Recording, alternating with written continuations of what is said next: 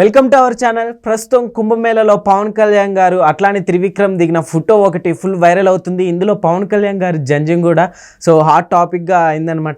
దీని గురించి డిస్కస్ చేసేద్దాం. ప్రస్తుతం మనతోటి సీనియర్ జర్నలిస్ట్ జగదేవ్ గారు ఉన్నారు. వెల్కమ్ చెప్పేద్దాం. Hi sir. నమస్కారం. పవన్ కళ్యాణ్ గారు అట్లానే త్రివిక్రమ్ వీళ్ళిద్దరు కుంభమేళాకి వెళ్ళారు కదా ఫ్యామిలీతో పాటు. అయితే అందులో ఒకటి జంజం ఫోటో ఫుల్ వైరల్ అవుతుంది సార్, ఏం చెప్తారు? నేను చూశాను, ఇంకా దీని మీద ఇంకా వైరల్ చేయట్లేదు ఏంటో అని అనుకున్నాను. మీరు స్టార్ట్ చేసేసారు. యాక్చువల్గా తెలుగులో ఒక ప్రోవర్బ్ ఉందండి, జగమెరిగిన పొంతులకి జంధ్యమేళ అని అంటారు. అంటే లోకజ్ఞానం తెలుసుకున్న వాడికి జంధ్యంతో పని లేదంటే, జంధ్యం అనేది కేవలం అగ్రవర్ణాల వాళ్ళకే పరిమితం, దాని యజ్ఞోపవేతం అంటారు. ఓకే, అగ్రవర్ణాల వాళ్ళకే పరిమితం, మిగతా వాళ్ళు వేసుకోకూడదు అన్నట్టుగా ఉంటుంది, శాస్త్రంలో ఉంది. మరి అనాదిగా అదైతే వస్తుంది ఆచారం. సో పవన్ కళ్యాణ్ గారు సామాజిక పరంగా అందరికీ తెలిసింది ఏ సామాజిక వర్గం ఏంటని. అయితే పక్కన త్రివిక్రమ్ గారు మధ్యలో అఖిరానందన్ ఉన్నారు, ఇటువైపు ఆయన శ్రీమతి ఉన్నారు, పవన్ కళ్యాణ్ గారి శ్రీమతి ఉన్నారు. ఆ ఫోటోలో అందరూ నీళ్ళతో నమస్కరించి కుంభమేళకి నీళ్ళు తర్పణం చేసి నమస్కరించుకుంటున్నప్పుడు పవన్ కళ్యాణ్ గారికి జంధ్యం చూశాను, త్రివిక్రమ్ గారికి జంధ్యం ఉంది. ఈవిడ ఆ మధ్యలో అఖిరానందన్ టవల్ కప్పుకున్నాడు కాబట్టి తను ఏం లేదు. సో త్రివిక్రమ్ గారు అగ్రవర్ణం చెందిన వ్యక్తి అన్నట్టుగా విన్నాను నేను. సామాజిక వర్గం పేరు అనవసరం, పక్కన పెట్టండి. సో ఈయన వేసుకున్నారు ఏంటి అంటే, ఇప్పుడు అంటే నాకు తెలిసిన వరకు ఏంటంటే, బ్రహ్మజ్ఞానం ఉన్నవాడే బ్రాహ్మణుడు. అక్కడ సామాజిక వర్గం పేరు కాదు అది.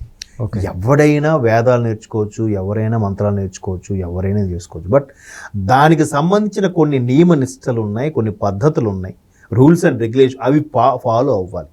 లేదు నేను అన్నీ తినేస్తా, అన్నీ తాగేస్తా, అన్నీ చేసేస్తా, అయినా నేర్చుకుంటాయా, నేర్చుకోవడంటే దానికి సైంటిఫిక్గా రీజన్ ఉంటుంది. అన్ని రకాలు సర్వదరిద్రాలు తినేవాడికి నాలుగు ట్విస్ట్ అవ్వద్దు. నేర్చుకోవడం అన్ని రకాలు తింటే రకరకాల ఆలోచనలు వస్తాయి. ఎంతసేపు భగవద్ధ్యానము వేదము వీటి మీద దృష్టి ఉండదు. పైగా పూర్వ వేద పఠనం ఎలా ఉండేదంటే, గురువు చెప్తే దాన్ని రిపీట్ చేసి చెప్పడమే. ఇప్పుడులాగా చెప్తుంటే రాసుకోవడాలు, బైహార్ట్ చేయడాలు, సిస్టంలో ఎంటర్ చేయడాలు కాదు. గురువు చెప్పేది మైండ్కి ఎక్కించుకొని రిపీట్గా చెప్పడం, అదే విద్య అంటే. గురుకులాలు అలాగే ఉండేవి. సో అటువంటి గురుకులాల నుంచి వచ్చిన మన భారత సనాతన ధర్మం మొదటి నుంచి కూడా బ్రహ్మజ్ఞానం ఎవరికైతుందో వాడు బ్రాహ్మణుడు అన్నారు. సో ఆ బ్రాహ్మణుడికి, ఆ బ్రహ్మజ్ఞానం ఉన్న వాడు అందరికీ యజ్ఞోపవేతం వేసేవారు, ఒడుగు చేస్తారంటారు. వేడికి చేసి వాడికి ఒక ముహూర్తం నిర్ణయించి పలానా రోజు వాడికి చెవిలో మా గాయత్రి మాత ఉపదేశం చేసి వాడికి గురువు ద్వారా, అయితే తండ్రి, మొదటి గురువు తండ్రిగా ఉపదేశం చేపించి వేస్తారు. సో అయితే ఇక్కడ పవన్ కళ్యాణ్ గారికి ఇంతకుముందు ఎప్పుడు ఆ ప్రస్తావన రాలేదు. ఇప్పుడు అతను అలాగని చొక్కా ఇప్పుకున్నప్పుడు ఉన్నాడుగా.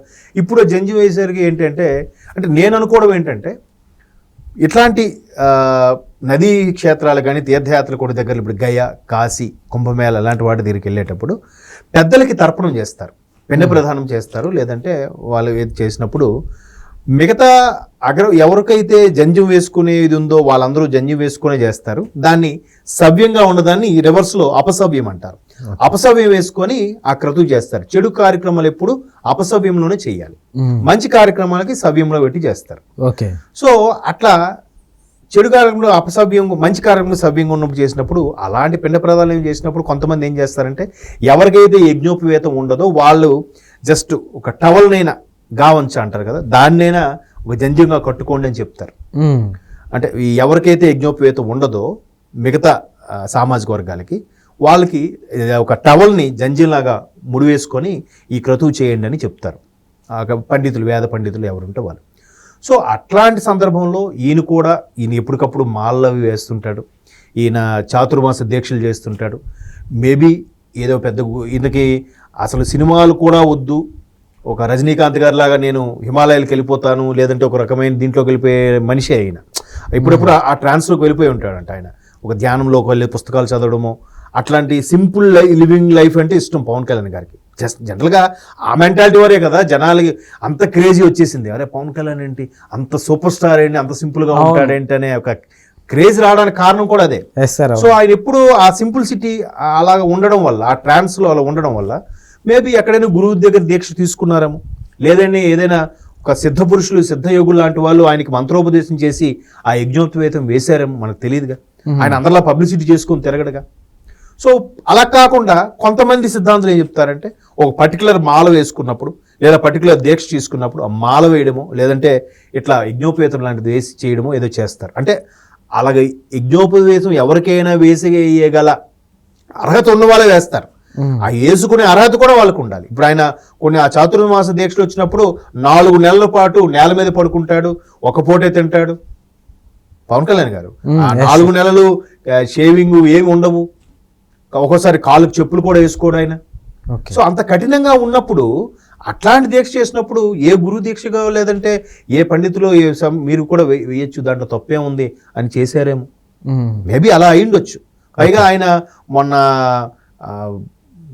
చంద్రబాబు గారు భువనేశ్వర్ గారు ఆ సభలో వాటికి కూడా ఈయన వెళ్ళినప్పుడు సరదాగా మాట్లాడుకున్నప్పుడు కూడా ఆయన అప్పుడు ఆ మాల్లోనే ఉన్నాడు. ఆయన అంతకుముందు వారాహి రథకు సంబంధించి వారాహి సేనాని అనౌన్స్ చేసినప్పుడు కూడా మాల్లోనే ఉన్నారు. తర్వాత తిరుపతి లడ్డు కల్తీ జరిగిందని తెలియగానే దానికి ఉపవాస దీక్షగా దాన్ని సంప్రోక్షణగా దాన్ని ఏమంటారు ప్రాయశ్చిత్తం తీసుకునే దిశగా అప్పుడు ఒక మాల వేశారు. సో ఆయన ఎప్పుడు ఏదో ఒక దీక్షలో మాల్లో ఉంటాడు కాబట్టి మేబీ ఏదైనా గురువు దీక్షగా ఆ యజ్ఞోపవేతం వేశారేమో నాకు తెలియదు. బట్ నేనైతే చూడగానే అనుకున్నాను, అంటే ఆయన కాపు సామాజిక వర్గం చెందిన వ్యక్తి కదా, అంటే కాపు సామాజిక వర్గంలో కూడా మళ్ళీ చాలా శాఖలు తెగలు ఉన్నాయి. అందులో కొంచెం పెద్ద శాఖకి అటువంటి ఆప్షన్ ఉందేమో. ఇక్కడ మిగతా దగ్గర కూడా బ్రాహ్మణంలో కూడా చాలా శాఖలు ఉన్నాయి. ఒక్కొక్క మేజర్గా 6 శాఖలు, మళ్ళీ 6 శాఖల్లో ఒక్కొక్క దానికి ఒక 20-30 ఉపశాఖలు ఉన్నాయి. తర్వాత క్షత్రియులు రాజుల్లో కూడా మళ్ళీ అందులో రకరకాల రాజులు ఉన్నారు. సామంత రాజుల వరకు రాజులుగా చెప్తారు. ఆ రాజులకు కూడా కొంతమందికి యజ్ఞోపేతం ఉంటుంది, కొంతమంది ఉండకపోవచ్చు, నాకు ఐడియా లేదు. అలాగే వైశ్యులు అంటారు, వైశ్యులో కూడా రకరకాలు ఉన్నారు. నాన్ వెజ్ తినే వైశ్యులు ఉన్నారు, నాన్ వెజ్ తినని వైశ్యులు కూడా ఉన్నారు, చెప్తున్నా ఎగ్జాంపుల్గా. సో అట్లాగా అలాగే ఇక్కడ తెలంగాణలో ఇక్కడ పద్మశాలి లేదు అంటారు, అక్కడ దేవాంగులు అని అంటారు ఆంధ్రాలో, వాళ్ళకి కానీ అలాగే విశ్వబ్రాహ్మిన్స్ అంటారు కంసాల్లో అని అంటారు కొన్ని ప్రాంతాల్లో, వాళ్ళకు కూడా యజ్ఞోపవేతం ఇది ఉంది. అలాగే ఉత్తరాంధ్రలో తీసుకుంటే కళింగులు అని అంటారు. సో వాళ్ళు పూర్వీకులు రాజులు వంశం చెందిన వాళ్ళు కాబట్టి వాళ్ళకి ఇక్కడ మాత్రం బీసీబీ ఏదో వస్తుంది. బట్ కళింగులు అనే కమ్యూనిటీకి మాత్రం వాళ్ళకు కూడా యజ్ఞోపవేతం ఉంది, అదే జంధ్యం ఉంది. సో అట్లా నిజంగా దాన్ని నిష్ఠగా ఫాలో అయ్యేవాడు ఎవరైనా కూడా దాన్ని వేయడానికి అర్హుడేమో నేను అనుకుంటున్నాను. అలా అర్హుడుగా ఆయన భావించి ఏ గురువైనా ఆయనకి ఆ యజ్ఞోపవేతం వేసి ఉండొచ్చు. ఎందుకంటే ఒకవేళ అది తప్పు, అలా వేయకూడదు చేయకూడదు అంటే పక్కనే అన్నీ తెలిసిన త్రివిక్రమ్ గారు కూడా ఉన్నారుగా. ఆయన కూడా బ్రాహ్మణ సామాజిక వర్గానికి ఏదో చెందిన వ్యక్తి అన్నట్టుగా విన్నాను, మనకు పూర్తిగా తెలియదు. సో అందుకు ఆయన వేసుకున్నారు కాబట్టి ఆయనే ఈయన దగ్గరుండి తీసుకెళ్లి చేయించారేమో అయినా అయ్యుండొచ్చు. సో అలాగని నాకు నేనుగా ఫోటో చూడగానే మనసుకు సర్దుబాటు చేసుకున్నా. బట్ చూసే వాళ్ళకి ఈయన జంధ్యం సీక్రెట్ ఏంటి, ఈయన అగ్రవర్ణం అంటే అగ్రవర్ణం వాడైనా కానీ అలా జంధ్యానికి యజ్ఞోపేతానికి వేసుకునే అర్హత ఉన్న అగ్రవర్ణం కాదు కదా.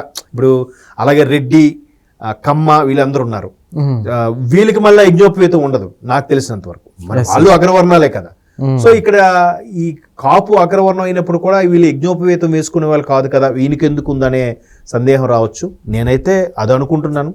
మేబీ చూడాలి, ఇంకా ఈ వైరల్ అయ్యే అంశాల్లో ఇంకెన్ని విషయాలు బయటకు వస్తాయో దీని మీద త్రివిక్రమ్ గారు లాంటి వాళ్ళు క్లారిటీ ఇవ్వాలి.